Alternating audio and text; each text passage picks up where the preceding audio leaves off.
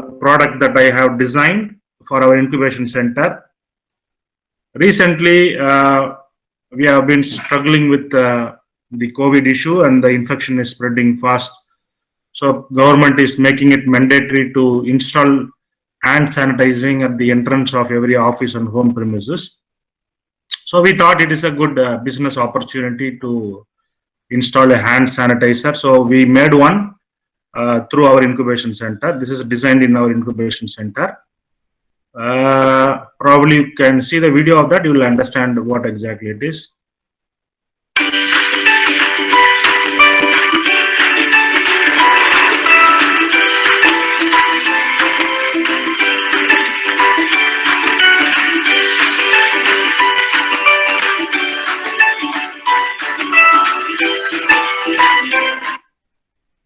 I'll play it once again.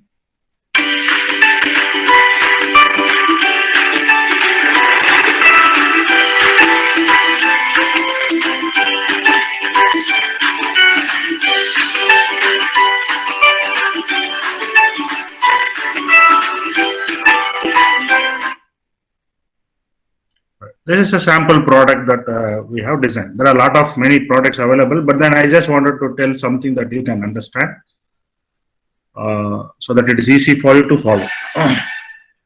So this is a simple system. So you all know that this is a product, okay? So there is no doubt in that. Okay, so what is the basic definition of a product? A product is one which solves a problem for somebody.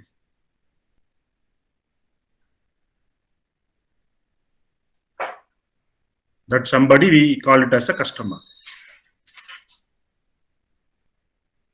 Okay, this is a very simple definition.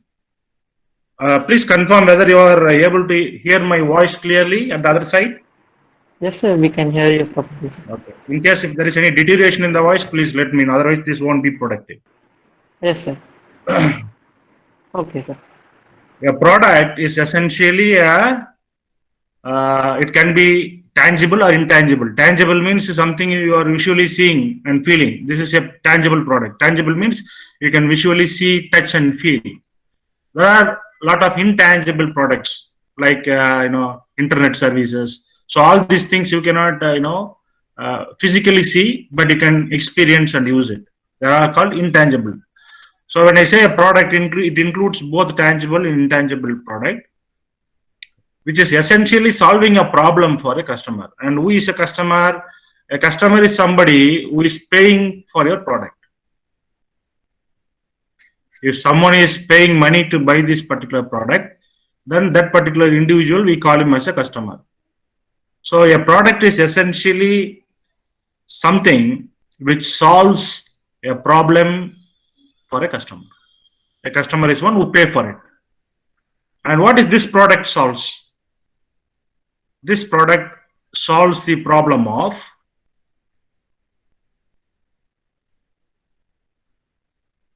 sanitizing your hand,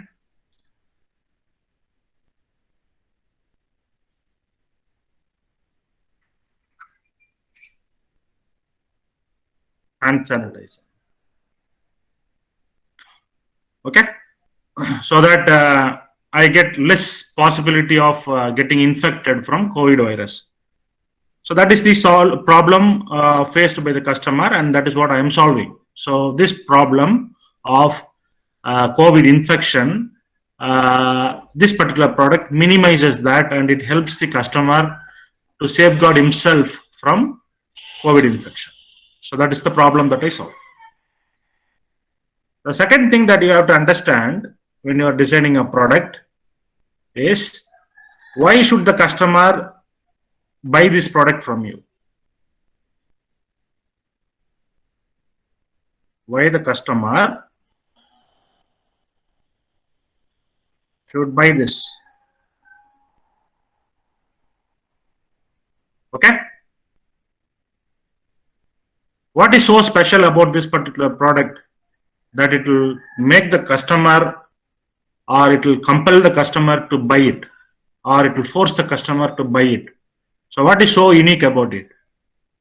So this is something in technical terms, we call it as UVP. UVP means unique value proposition.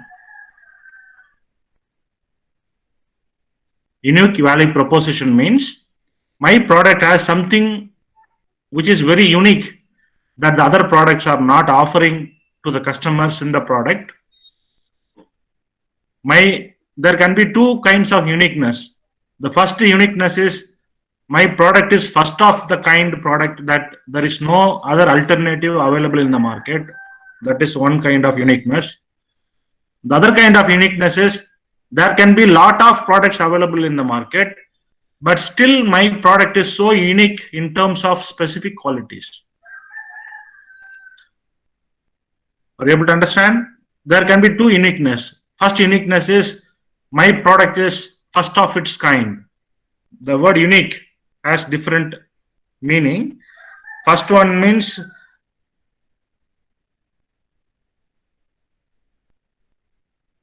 first of its kind. First of its kind means no such product is already available in the market similar to this. So I am the first one who is launching the product. The second level of uniqueness is there are already alternate products available,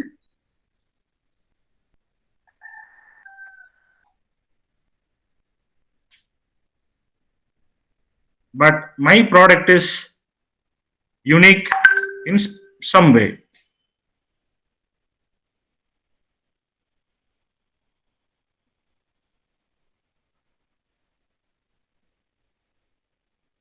I am unique means my product is unique.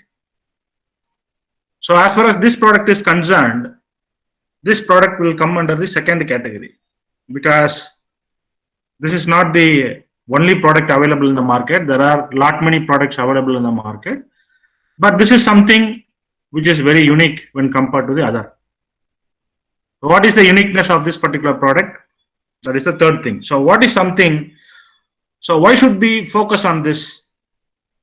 Why the customer should buy this? Because unless your product creates some value to the customer, unless there is some value proposition in the product, the customers will not show any interest in buying your product. And if you don't design a product which will create interest for the customers to buy your product, and your product will not be that successful in the market. If the product is not that successful in the market and it is not making enough sales, then eventually the entire business empire you build around it will not sustain and last longer. And the entire employees who work in that organization will suffer because of lack of revenue. So the entire business empire, the entire business world revolves around one secret formula, that is creating a product or a service that will delight a customer, and the customers are willing to pay for the product or the service that you are designing, and they are very happy to buy it. How the customers will be happy to buy it? They will be happy to buy it only when the product is offering some value to them. Make a note of this word, value. I am paying X amount of money to buy this product. What is the value that I get in return from this product? If your product offers little value, then the customers are unhappy. If the customers are unhappy, then your product is not successful. So as simple as that. So that is the reason why I ask you to focus on this particular point. Why the customer should buy? You have to ask this question. If I happen to be the customer of this product, would I be interested to buy this particular product? So would I be buying this? Or I will not be paying money for buying this particular product. So this is something that I would,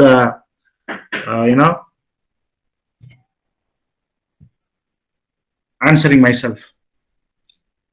The third important thing that you should be focusing on is, let us first discuss what is the UVP or unique value proposition of this product. The first UVP of this product is contactless.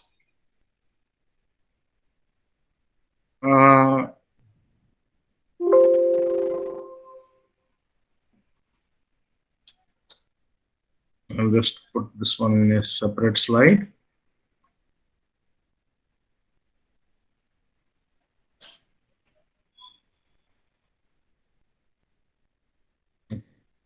So the UVP or unique value proposition of this product will list. First one is contactless. What do you mean by contactless? When somebody present their hand at this particular point, the system will automatically sense it and it will dispense the sanitizer to the hands without any physical contact. Okay, so it is contact free, which means the risk of getting infected, the moment it is contact free, the risk of getting infected from COVID is very minimal. So that is the first UVP. Second, the capacity of the machine. There are a lot of such machines available in the market, but most of the machines are coming with 1 liter capacity or 1.5 liter capacity of the sanitizer. Probably this 1 liter capacity or 1.5 liter capacity machines will be helpful for homes or for smaller enterprises. But when the number of candidates or the number of employees or the public who are coming and visiting a particular place is increasing, so typically a large government office where few hundreds of people are flowing on a daily basis, then if you are going to sanitize all 500 of them, this 1 liter capacity is obviously going to be not sufficient. It requires frequent refilling. So that is the pain point that we are addressing. So the capacity that we are offering for this machine is a 10 liter capacity. There is a large tank here. You can visually see the level of the tank. So in fact, it is actually partially filled up to this point now. It is available up to this point. This is the level. So I can visually see the level of this particular sanitizing level. It is having a 10 liter capacity. So that is the second UVP. Third UVP is the ease of operation and ease of refilling.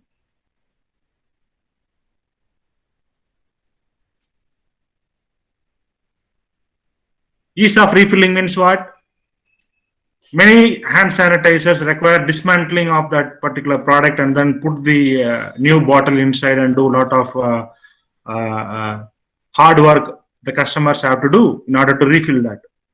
So we eliminated that as well. So how did we eliminate it? There is a small cap here on top of this machine. So you just unscrew this cap and then pour your sanitizer inside without physically dismantling this machine. It is a matter of opening and closing the lid of that particular machine. As simple as that. Very simple to use. Right.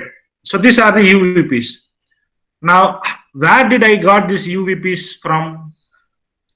How did I design this particular machine with these UVPs or unique value propositions? Is this something that I thought of myself, or these inputs should come from somebody else? What is your thought process about it? In order to design a product, in order to make it unique, it is necessary that we have to make the product as unique as possible, which means it should have certain unique qualities that the other competitors are not offering. So how am I going to list those unique qualities? In this case, I am listing these 3 unique qualities, which most of my competitors are not offering. How did I got this information? First of all, only when I get this information, I will go ahead in designing the product. First of all, how do you get this information? I should come up with a product which is contact free. I should have a product which is having a larger capacity. I should have a product which should help the customer to easily refill that. How I know all this information? I do not know all this information unless otherwise I meet my potential customer.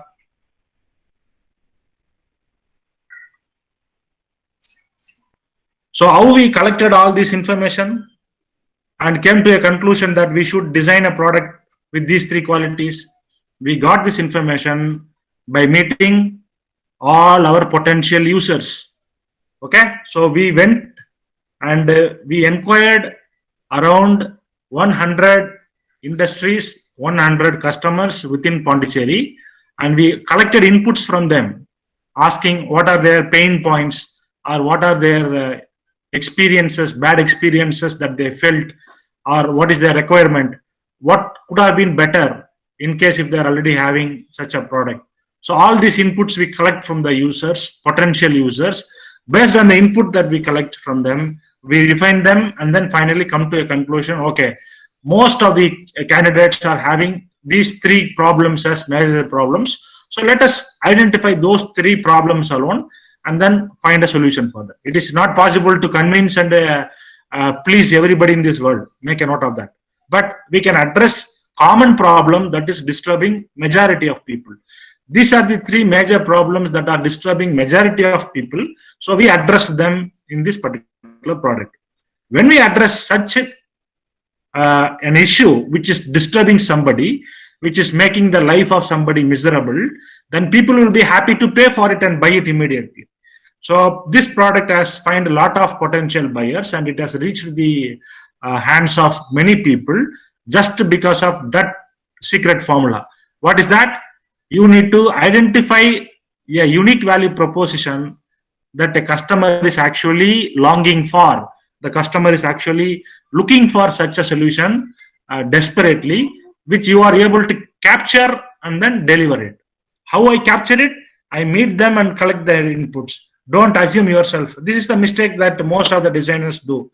You yourself assume that you have a world-class product. You think that this particular product will create a lot of customers without validating that from the customer side. So you just assume yourself and design a product and then launch the product in the market. And you 99% you will wonder that nobody is buying your product. Why? Because you haven't interacted with the potential users. Remember always, you are designing product not for you. You are designing product only for your customers. You are designing product only for somebody to use it. Okay. So when you are designing product to somebody, don't you think that you have to include that somebody when you are designing the product? Don't you think that it is necessary for collecting the feedback from the potential users and design the product according to their requirement? It is necessarily yes. If you miss that simple common sense and you yourself come to a conclusion that this particular product will solve everybody's problem, that is a foolish mistake that majority of the product designers do these days. They never care to talk to the customers. They never interact with the customers. They never get any feedback from the potential users. They themselves assume that these are the features that this particular product should have, and they eventually invest their hard-earned money and time in building a product, and then eventually they launch that product in the market, and they in 99% of the cases find that there are no potential takers or buyers for the product. And then eventually they come back to us, to the incubation center, asking, sir, I designed this product last year and launched it, but unfortunately, nobody is buying this product, sir. I have invested 15 lakhs in this particular business. I don't know what went wrong. And the very first question that I would ask them, majority of them, have you ever spoke to the potential users of this product once in your lifetime? Have you ever got the inputs from them? Have you taken their feedback?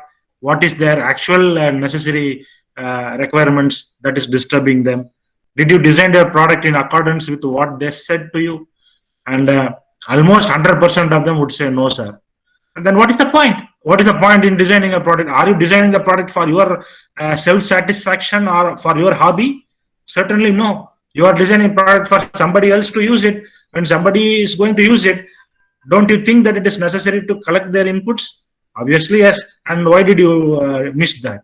Why have you not done that? Then they will go and then do this exercise again. It is a waste of money. It is a waste of time. It is wastage of everybody's precious hard work. It's this simple mistake that I don't want you to do in your life. Always when you design a product, keep two things in mind. I am doing the product designing not for me. I am doing the product designing for somebody else to use it because I am addressing the problem of somebody. That is point number one. Point number two, if am I going to design a product for somebody, it is really going to make sense only if and only if I collect the inputs from that somebody who are going to use it. Unless I design the product in accordance with the requirements of the potential users, my product will not be used for anybody. Maybe it will give you some satisfaction that, oh, I also designed a product, I also become a designer, but eventually it will not serve the purpose. All of you are able to understand this basic concept?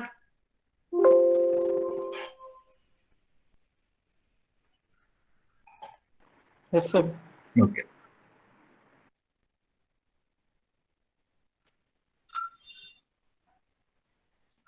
Now, as an electronics engineer, you should understand what is inside this black box.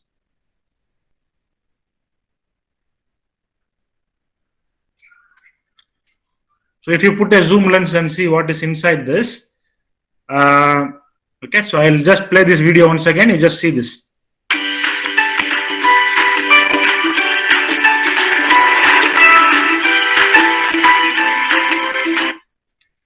So when he is positioning the hand, there is no physical contact between his hand and the system. Okay, there are two light emitting diodes here, and there is a small pipe. Through this pipe, the dispenser is getting dispensed to his hand. It is delivered through this small pipe. If you see carefully, if you position his hand, this small LED will glow.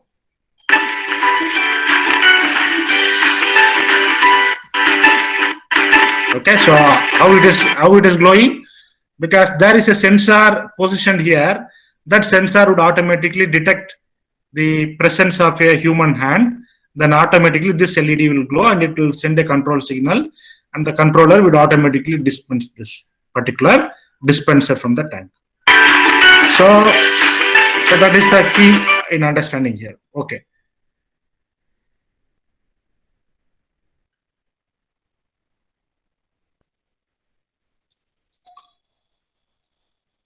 So the objective of this is you are going to have a tank. This tank has the sanitizer filled. This sanitizer is having a large tube, and this tube is controlled by a valve. And what is the name of that valve? This valve is called solenoid valve. So there can be two possibilities of this solenoid valve. When this solenoid valve opens, then the dispenser will come out of this particular tube. When the solenoid valve closes, then the dispenser will not come. So this will not come. This will stop. So it is a matter of opening and closing the solenoid valve. But the problem is we are not opening and closing the solenoid valve manually, and that is a very basic behind designing this system. This solenoid valve should be opened and closed based on a condition. What is the condition? When somebody is placing their hand near this particular place or near this machine, then it should open. Under normal cases, it should not be opened or it should be closed.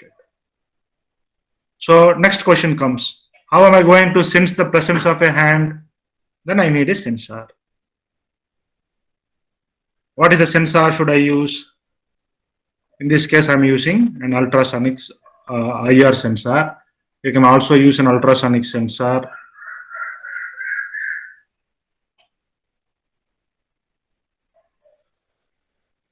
So what are those ultrasonic and IR sensors do? They will basically detect the presence of a hand or any object that is positioned below this particular machine. So once the sensor is detected, this valve should be opened. So who is going to do all those operations of detecting the sensor and controlling the valve? So here comes the controller.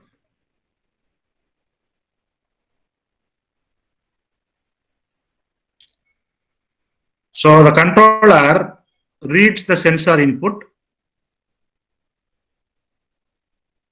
Once the sensor gives an input that somebody is placing their hand, the controller automatically sends a control signal to the solenoid valve to open the solenoid valve. And when nobody is present, the solenoid valve is turned off. So the job of controlling this solenoid valve and opening and closing the solenoid valve is essentially controlled by a controller. And this controller takes the input from sensor.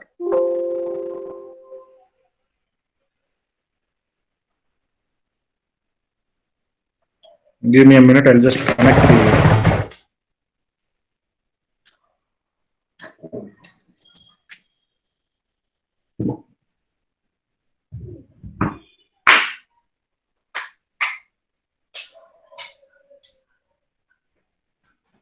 okay.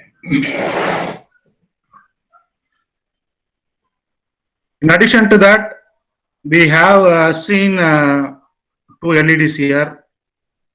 So this controller also controls light emitting diodes or LEDs for visual inspection. And everything is put inside a nice cover. That is more important.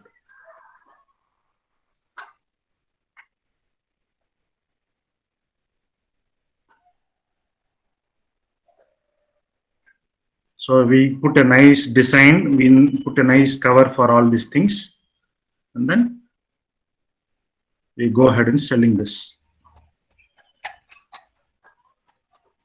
In today's world, you can sell this in any means. You can use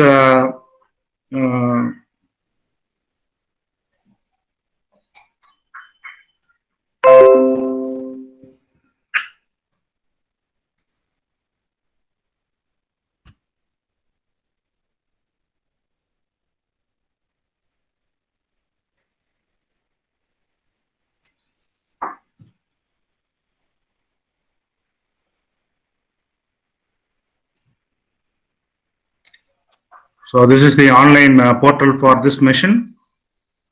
This particular mechanical details, what is the length, what is the height, all those details are given already. So you have to go ahead and buy this product. We have fixed the price of this product at 5,500 per unit. You can select up to 10 machines at a single time, and you can go ahead and buy this. So you can just this is completely functional.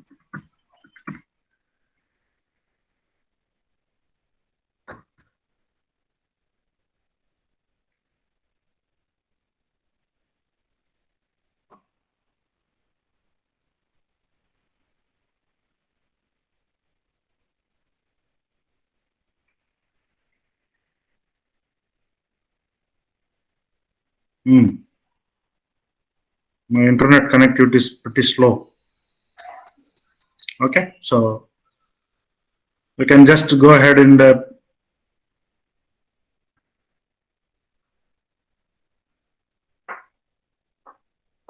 you can use your card, or you can use internet banking, or you can use any wallet and then complete Paytm or PhonePe or anything. So you can just complete the transaction. So once you complete the transaction, we would get the data from the bank, and then we would deliver the hardware to your address straight away. So this is the complete chain of doing the business, like right from customer requirement to product designing, marketing, selling, and delivering it. After delivering it, you should not switch off your phone. After delivering it, you should address the customer's issue, and you should be open to their queries and their concerns. In case if they call you for service, you should be able to provide them. That is a secret recipe behind building a successful venture. And the main scope of building this particular subject is to incline yourself or orient yourself in direction. How am I going to design a product that somebody want?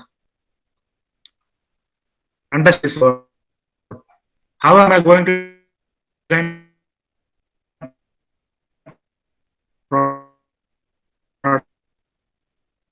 willing to pay for it and then buy my product. I am not going to design a product because I want to take electronic designing as a hobby kind of thing.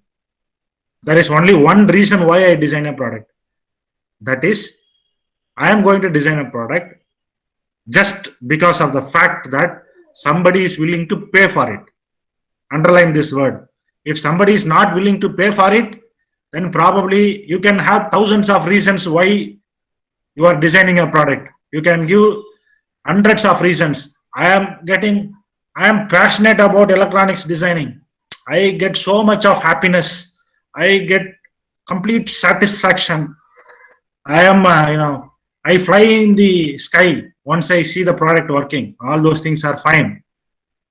At the end of the day, whether the product is creating enough value, whether the product is addressing the important pain points of somebody, that it will make somebody to pay for it and buy it, only then it is a real product. If it doesn't solve that purpose, then it is a hobby product. Okay, so I am not interested in designing hobby products. Okay, of course, at this age, you are at the point of learning something. There is nothing wrong in designing hobby products, because that is how you can learn things. Hobby products should be used for learning things and then equipping and sharpening your skills. There is no wrong about it. But when it comes to real product development should be focused on customer needs and customer wants, because they are the ones who pay for it. So your entire product development should be customer centric and customer focused.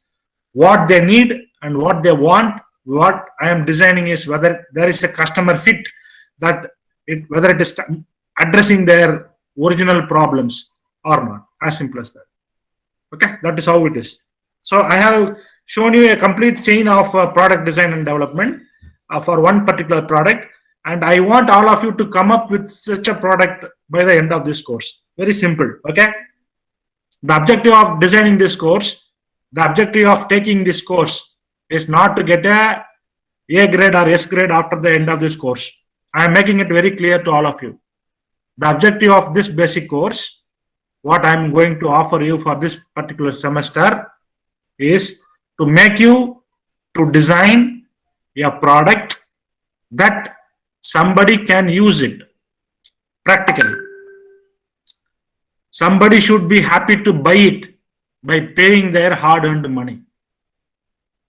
If somebody is able to pay their money to buy your product, which means your product should be so compelling and it should be creating enough value to them, only then they will buy it.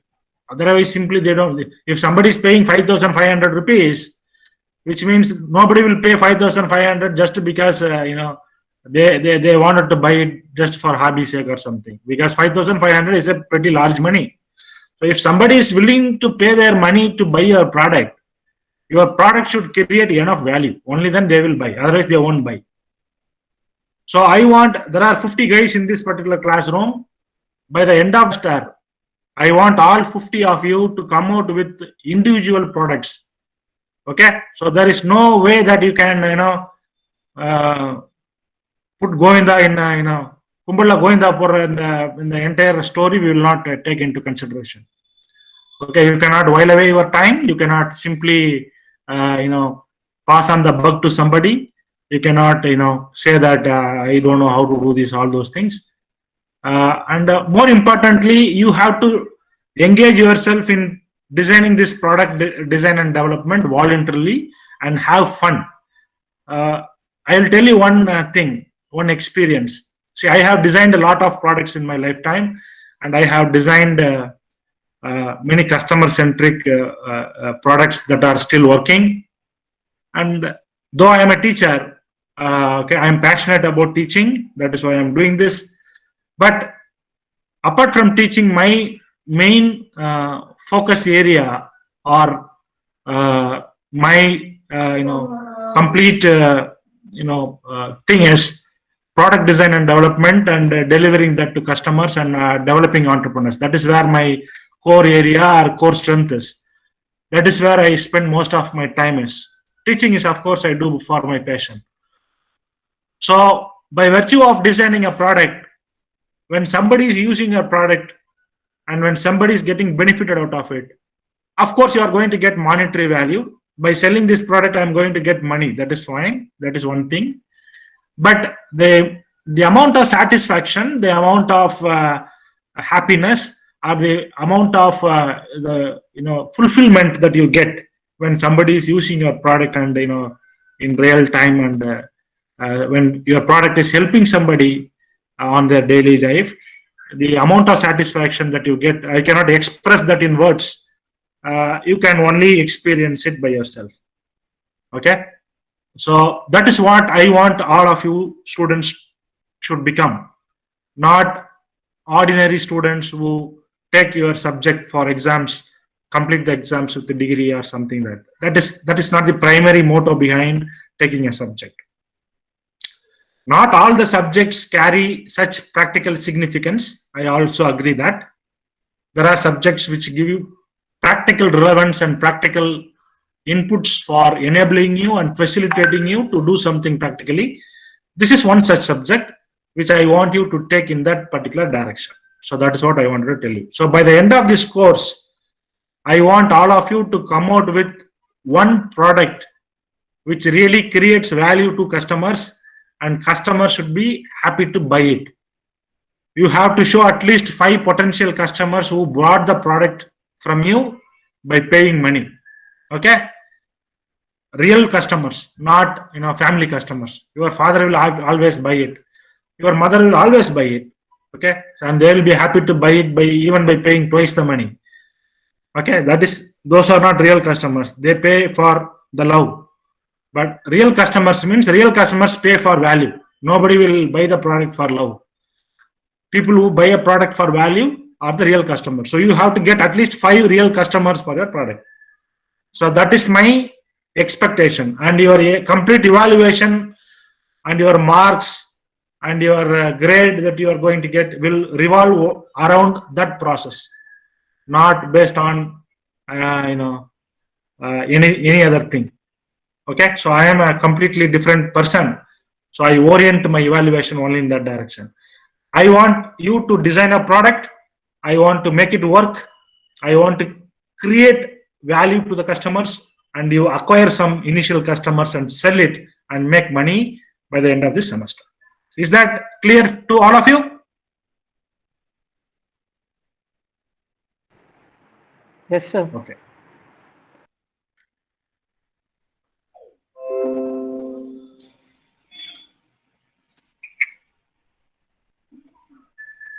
Quickly introducing this subject.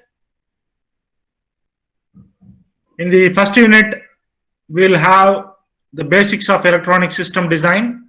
We will see what is electronic system design means. We will see what is electronic system, what are the components of it, and what are the important key matrices that we should focus upon.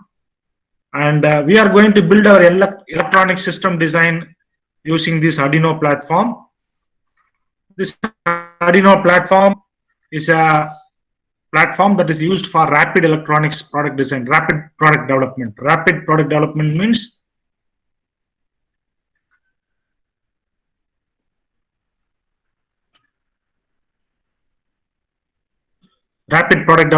you can develop your product in no time or shortest possible time. So this Arduino will help you to design electronic products with much ease, number one, and it is able to develop products with little amount of effort, and it can help you to design products at faster rate. So that is something that I want you to understand. So we will have complete introduction about electronic system design, the features of this Arduino development board, and what are their configurations, and what are the pin details, hardware features, all those things we will see in the first unit. In the second unit, we will see how to add intelligence to this Arduino. This Arduino is going to have a small microcontroller inside.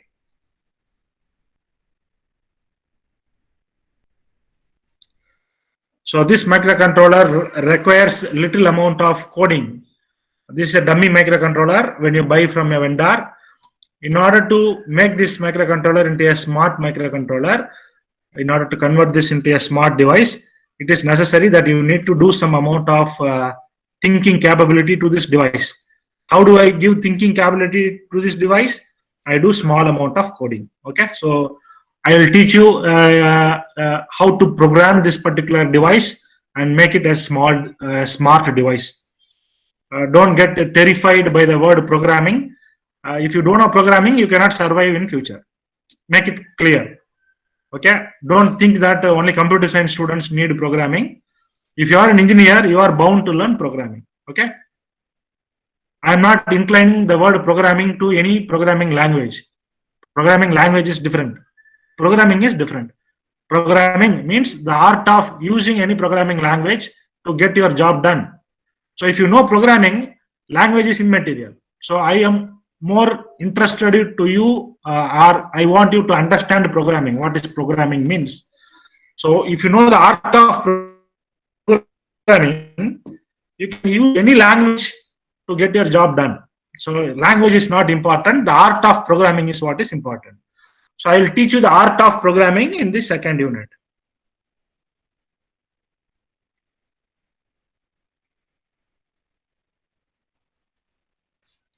Once you know the art of programming, you can use any language, C, C++, Java, or any graphical programming language, whichever you are interested in, you can use it and then get your job done. But what is more important is understanding the art of programming. In the third unit, we will see what are the sensors and what are the peripherals that are needed for designing electronic systems. Okay. For example, in this product, what are the peripheral devices we saw? The first important thing is it had a sensor, either ultrasonic sensor or IR sensor. It has LEDs, light emitting diodes, and it has a solenoid valve for controlling this tank. So the controller is the Arduino board. What I am talking here, this is the controller. The controller alone cannot do the job for you, right? So in order to design the product, the controller should also has the sensors and the peripheral devices. Sensors are used to sense or to know what is happening around you. Peripheral devices are used to control something, get inputs or control or deliver output from the controller or to the controller. So we will study about peripheral devices and sensors in the third unit. LEDs, light emitting diodes are here. Switches are here. Relays are used to control high voltage and high current equipments. Buzzers are used to make sound. 7-segment displays used to display something. Keypads used to get numerical inputs from the users. Display devices like LCDs used to display character and graphical data. SD cards are memory devices used to store information. Motors for controlling motions. These are all wide variety of peripheral devices that you need. And then sensors are used for sensing what is happening around you, around the system. Temperature sensor is used to measure temperature. Infrared sensor. What are the sensors used to measure moisture and humidity? How to measure pressure? How to measure light intensity? How to measure gas? The variety of gas sensor for variety of gases. How to detect motion? How to measure speed? PIR, passive infrared, accelerometer. Variety of sensors are used for sensing variety of physical parameters. We would study all these sensors because only when you add sensors and peripherals together with a controller, you can design a product. Okay, so that is very much essential that we do in the third unit. In the fourth unit, we will see some sample systems. Okay, so we learned about controller in the first unit. In the second unit, we learn how to program that. In the third unit, we study about sensors and peripherals. In the fourth unit, we study using those three concepts how to build products or systems. System is a nice way of telling a product. Okay, these are all some sample systems that are given for your understanding. You can use those systems to build your own. Okay, building a temperature control system, building a robot, building a range finding system, building a security system, building a weather monitoring product, building a street light control system, building a GSM based product, using Wi-Fi and Bluetooth for your product designing, how to control something from your PC, so on and so forth. So all this product sample product designing we will do in the fourth semester, in the fourth unit. And the fifth unit is about the real product designing. See, when you are designing a product, when you are testing the product, we normally use your breadboards for testing them. Okay, because we are not sure of whether this will work or not, because we are going to do many number of times. We will take lot of trial and errors. So a breadboard is the best way of testing your product. But once you test your product and if you find that it is working perfectly, now you have to ship that product to the customer. So how am I going to ship the product to the customer? Whether I'm going to build this product with a breadboard model, I ship it like this? No way. It is not going to work. So you have to convert this breadboard model into a printed circuit board and then assemble all your electronics to it so that it becomes one rigid solid product. So for that, it is necessary that you need to design a printed circuit board. A printed circuit board or a PCB is an electronic board that houses all the electronic components, and then it will give you a rigid electronic board that can be used for electronic products. Such an electronic board is present inside this product. There is an electronic PCB that is sitting inside here. So that PCB is doing all the control operations of this product. So, but when I designed this product, I probably used PCB breadboards for initial testing. Once I validate it initially, finally when I ship the product to the customer, it has to be designed in the form of a PCB, and then it has to be sold. So once you wanted to design a PCB, there is a complete technology behind it. How to design a PCB like this? You should understand the art of PCB designing.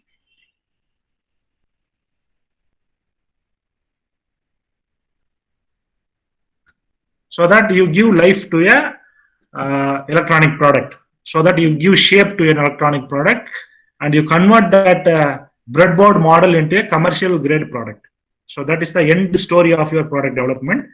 After all these things, you have to put a nice cover. Okay, probably you can take the help of some mechanical students, or if you are little imaginative, you can designing a mechanical enclosure for your product is not that difficult.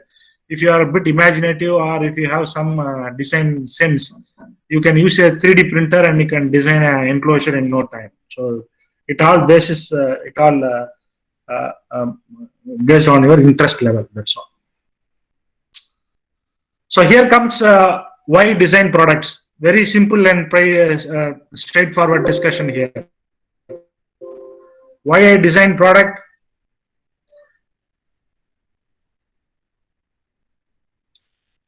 Why I design product? First of all, I don't design product because I am good in doing something.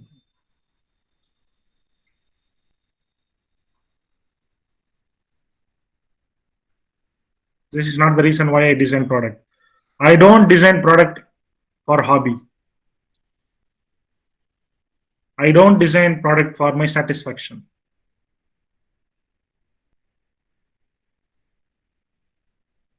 Then why I design product? I design product for customer to use. I design products for solving a problem faced by someone.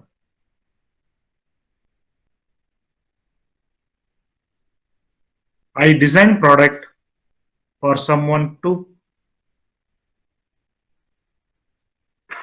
pay for it. This is more important. If somebody is willing to pay for your product, then it is really creating value. If you don't create a product which doesn't create value, then it is of no use. So understand the reason why you design product. You are free to do all these things.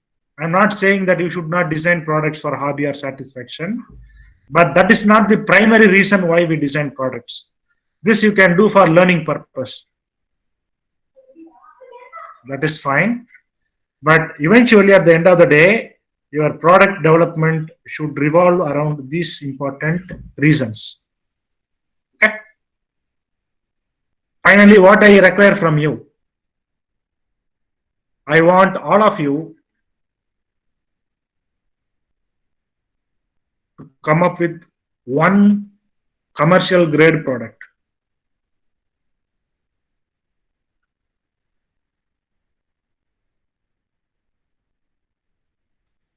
One commercial grade product. One commercial grade product means what? Customers should buy it. When customers will buy it? When it solves a problem for them. When it solves a problem for them and create value for them.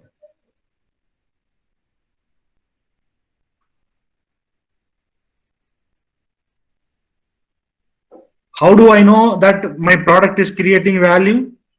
How do I design such a problem? How do I know it? There is no better way of knowing it other than meeting your potential buyers.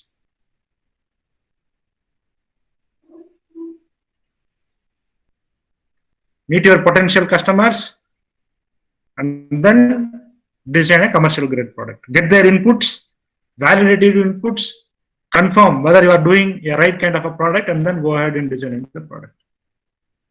As simple as that. So this is what I require. My requirements are very simple. One product which customers are ready to pay and buy. Real customers, not family customers.